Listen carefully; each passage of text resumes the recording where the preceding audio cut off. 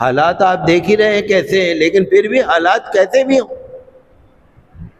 اللہ کی مدد میں کبھی کبھی آپ سے کہتا ہوں نا، آپ کو آنکھوں سے آتی ہوئی نظر نہیں آتی، لیکن آپ غور سے دیکھیے۔ آج ہی کہ میں نے اخبار میں پڑھا، دلی کا سب سے بڑا اردو کا اخبار ہے، آج ہی کہ میں نے اخبار میں پڑھا کہ آسام کا تو آپ کو پتہ ہی ہے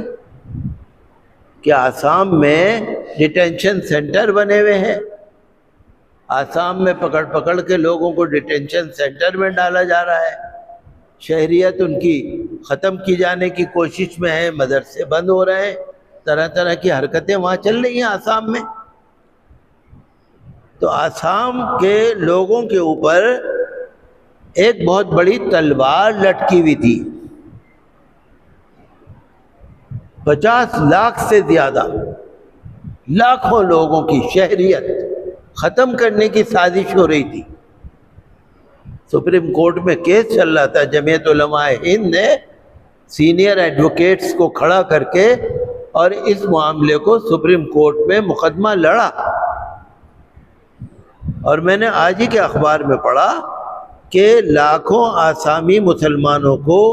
شہریت سے محروم کرنے کی سازش ناکام ہو گئی۔ سپریم کورٹ نے شہریت ترمیمی قانون کی دفعہ 6A کی آئینی حیثیت کو برقرار رکھا، شہریت کے لیے 1971 کی تاریخ کو تسلیم کیا۔ چیف جسٹس اور دیگر ججوں نے مل کر یہ فیصلہ سنایا، جس سے فرقہ پرست عناصر اپنا سا منہ لے کے رہ گئے۔ ہمیں اللہ کی بارگاہ میں سجدہ شکر ادا کرنا چاہیے۔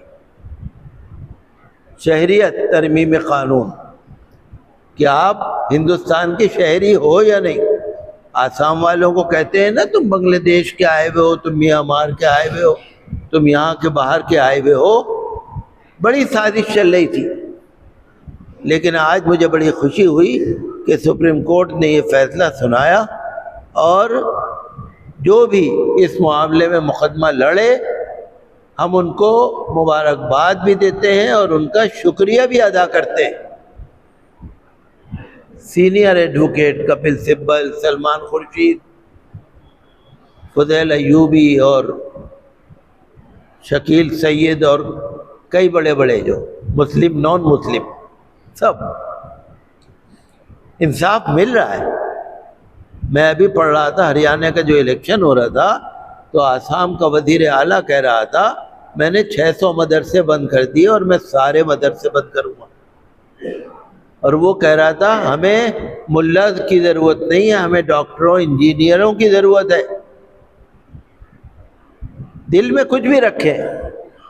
لیکن انشاءاللہ جب ہم اللہ سے دعا کرتے ہیں اللہ کی مدد آتی ہے، کہیں سپریم کورٹ سے آ جاتی ہے، کہیں ہائی کورٹ سے آ جاتی ہے، کہیں لوور کورٹ سے آ جاتی ہے، اللہ کی مدد آتی ہے، انشاءاللہ